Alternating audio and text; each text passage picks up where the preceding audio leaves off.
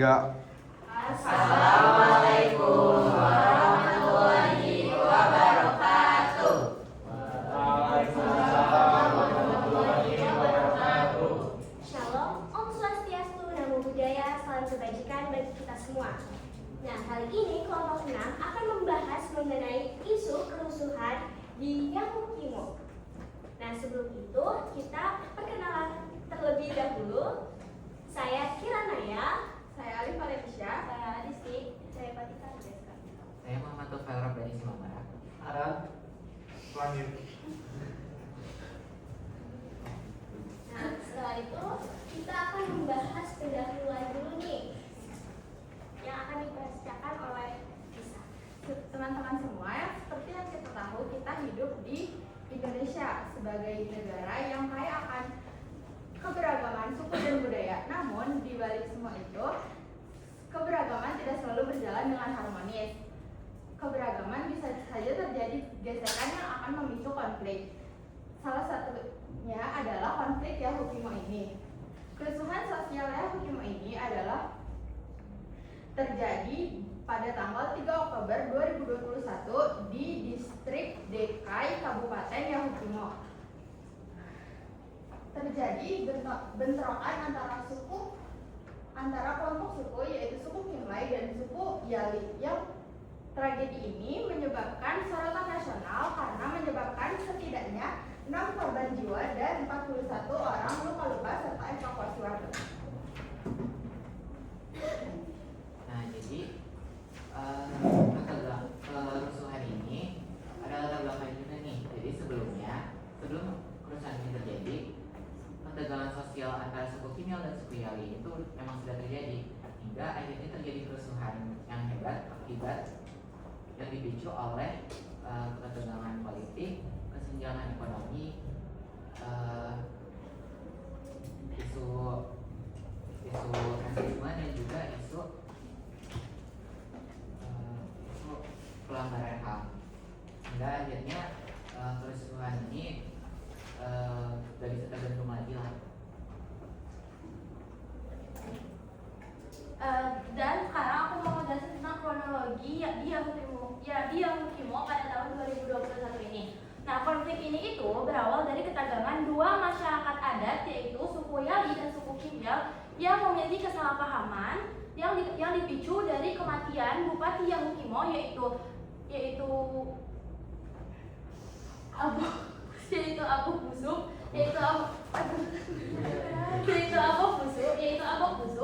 Nah, isu ini itu beredar bahwa adanya tuduhan kepada suku Yali yang mengira bahwa suku Yali ini melakukan pelanggaran adat, yaitu melakukan ilmu hitam, sehingga menyebabkan kematiannya Bupati Yahukimo ini. Dan konflik ini berpicu langsung menjadi bentrokan, sehingga menyebabkan 6 korban jiwa, 43 korban luka-luka, sehingga ada beberapa rumah warga dan fasilitas umum yang rusak. Lalu setelah itu aparat keamanan turun terjun ke desa ini untuk mengamankan 52 pelaku yang menyebabkan kronologi ini dan menenangkan pihak warga Yali yang sudah terima atas tuduhan tersebut, sehingga konflik ini tidak meluas dan kondisi menjadi aman seperti semula. Yang sekarang dampak dari kerusuhan. Dampak kerusuhan Yahukimo ini sangat besar, mulai dari kemanusiaan dan sosial. Dan di sini juga ada 5 orang meninggal dunia dan 41 orang lainnya luka-luka. Dan sehingga harus mendapatkan perawatan medis. Selain korban jiwa, warga merasa tidak aman dan mengungsi di kantor polisi, tempat ibadah, dan yang menurut mereka lebih aman. Serta tempat-tempat yang lebih aman. Aktivitas masyarakat lumpuh sementara dan kondisi keamanan menjadi tidak stabil. Nah, di sini ada tindakan aparat keamanan untuk mengatasi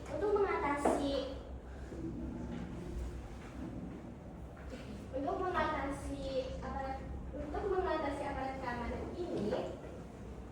Polri dan TNI segera diturunkan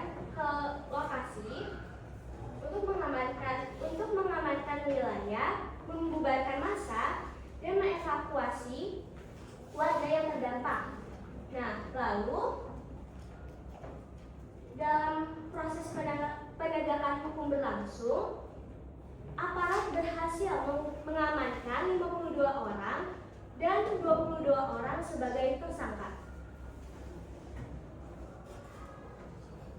Nah, oke teman-teman, bisa dilihat dulu di depan ini ada mantan Bupati Yahukimo, yaitu Bapak Abu Kusuk. Mohon dicatat ini penting banget. Nah, dia itu menjabat dari tahun 2016 sampai 2021 teman-teman. Nah, jadi pemicu dari konflik ini itu adalah karena diduganya masyarakat suku Yali itu menyerang atau membunuh langsung Bapak Abu Kusuk. Nah, jadi pertama-tama itu di hotel yang bernama Grand Mercy di Jakarta pada tanggal 3 Oktober 2021, Bapak Abu Kusuk ditemukan sudah meninggal dunia. Nah, ditemukan oleh pegawai hotel yaitu Taufik dan Ridwan. Nah, kemudian Taufik dan Ridwan ini mengabarkan ke rekannya Abu Kusuk. Nah, lalu disampaikanlah kepada keluarganya Abu Kusuk nih. Jadi ini sudah ditemukan sudah tidak sadarkan diri keluarganya. Kemudian mau otopsi gak katanya kan? Kata keluarganya nggak usah otopsi, langsung aja, mungkin udah takdir. Jadi jenazah Bapak Abu Kusuk kemudian dikirim ke Papua pada hari itu juga teman-teman. Nah, tapi terdapat kesalahpahaman teman-teman di masyarakat di Papua, yaitu karena Bapak Abu Kusuk ini dari suku Kinyal. Nah, masyarakat suku Kinyal ini mengiranya bahwa Bapak Abu Kusuk ini meninggal karena diserang atau dibunuh langsung oleh masyarakat di suku Yali. Nah, jadi karena solidaritasnya yang kuat, suku Kinyal ini, masyarakat ini pada menyerang suku Yali untuk menjaga kehormatan sukunya, begitu teman-teman.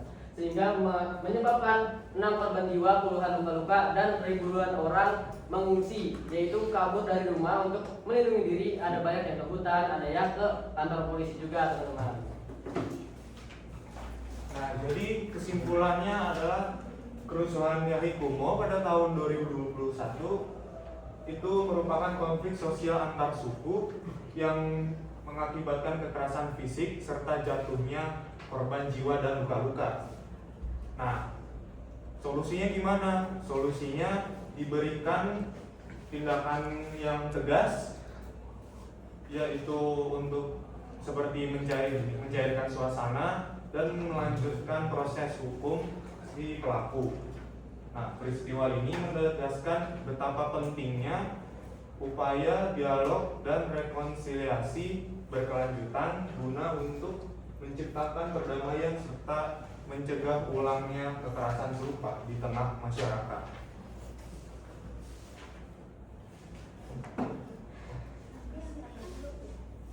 Masalah besar dapat diselesaikan dengan satu.